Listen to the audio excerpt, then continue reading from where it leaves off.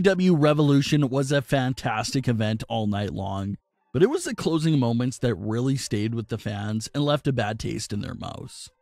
After a brutal match between Jon Moxley and Kenny Omega, we started to see the countdown on screen that's counting down to the massive explosion of the ring, and the hype was quickly building. They beat down Jon Moxley and leave him in the middle of the ring with barely a few seconds on the clock. Eddie Kingston comes out to try to save Moxley, but there's 10 seconds left on the clock. Not enough time to save him, so Kingston just lays over Jon Moxley as the clock expires. The commentators hype it up. We're all expecting to see some massive explosion and destruction of the ring. But that's when we were hit with an anticlimactic explosion and finish. The 4 turnbuckles had tiny sparklers on each one. The same sort of sparklers that Goldberg uses for his entrances, and the same sort of effect that Randy Orton once had during his Burn in My Light entrances. So you had 4 sparklers in each corner with a small pop, and the commentators and the talent in the ring acted like it was this devastating career-ending explosion. Fans are debating and having discussions online about how Eddie Kingston handled everything. It's clear that he was instructed to just lay down and act like it completely knocked him out.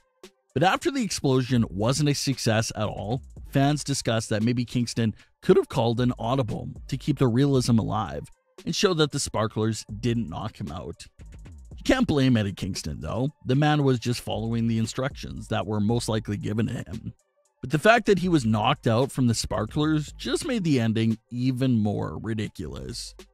What was a great show until that point started to get clowned on by the fans because of that horrific ending. Was there not a test run done on the explosion? Did something go wrong? Did they think that this would be convincing enough so that they went with it? We don't really know for sure. Any of those things could have been the problem. Every fan reacted to the moment. Even wrestlers were reacting as well. Retribution's T-Bar, who's known for his slick comments and tweets, had this to say on Twitter. Tune in tomorrow night at 8 p.m. Eastern for an explosive new episode of WWE Monday Night Raw on the USA Network. Miro also commented and had this to say. LMAO, Kenny Omega is such a bad engineer. Hashtag AEW Revolution.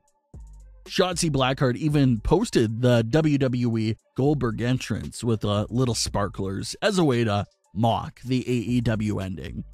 Bully Ray tweeted a quote from Vince McMahon that's very true with this situation right here. He had this to say.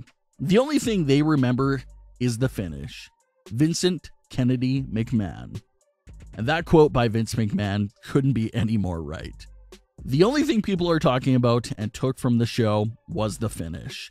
There's also fan footage of Jon Moxley saying a few words after the show went off air, and Moxley put the blame on Kenny Omega and said that he couldn't properly build the ring.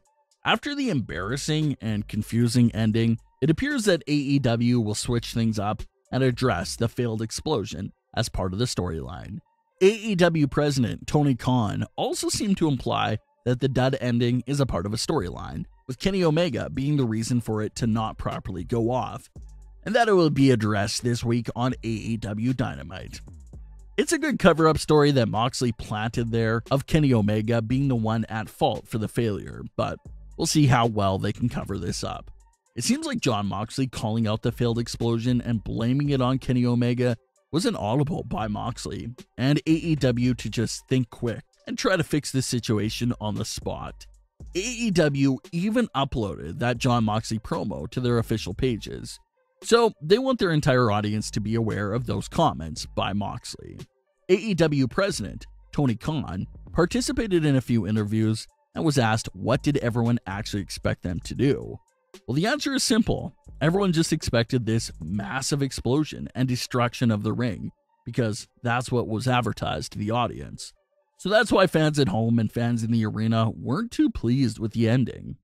So, of course, you can have an actual explosion near the talent, but maybe smoke it out some more, have a massive bang go off, and have the ring collapse. Pretty much anything else would have been an improvement over what we got.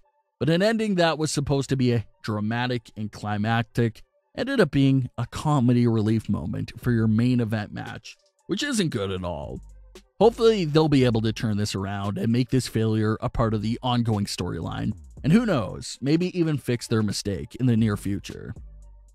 In other news, Christian has signed a multi-year deal with AEW. Yet another unexpected big signing for AEW.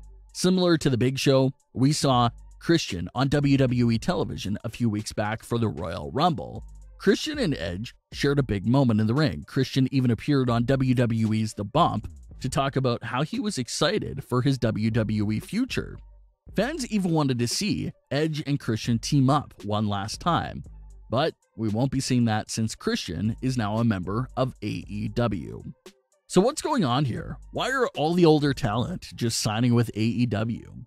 Well, one explanation for it could be that they really feel like they can compete at a high level, and rather than wasting their last good years of their career at home waiting for WWE to come up with something for them, they'd rather sign with AEW, where they'll have a higher chance of being used more frequently in stories. Which, so far, seems to be the case for Big Show, Sting, and Christian. Three guys that WWE sort of viewed as being done in the ring and would only use them in special occasions. Obviously, these three wrestlers weren't happy with being used a few times a year as special guests. They wanted to wrestle. They wanted to be involved in stories all the time, and WWE just didn't have anything for them. There's even young talent in WWE that have no direction right now, so you already know that if they don't know what to do with the younger talent, they most definitely have no plans for the older talent. So instead of just staying home and serving as a WWE ambassador, these wrestlers are starting to see that AEW could give them a chance to finish their careers on a high note, and they're heading over there. Sting is already taking part in a cinematic match in AEW, which was something he always wanted in WWE but was denied several times. Paul White is already a recurring character on AEW television, and Christian Cage got that hyped up mystery signing. So all three new signings seem to be very happy with their AEW roles so far. A lot of fans have been heavily criticizing AEW for the recent signings of so much older talent, while other fans seem to enjoy seeing these former WWE superstars sign with AEW. So the community seems to be a bit split there. Maybe they'll have a role that keeps them active and happy, but also builds up new talent at the same time. Sort of what we're seeing with Sting and Darby Allin. It's been said that Paul White will start off on commentary, but the plan will be to work with him in the ring and build up that story and moment. Christian will obviously be competing as well, so we'll have to see what's next for AEW's big new three signings. But what are your thoughts on today's wrestling news on AEW and AEW Revolution?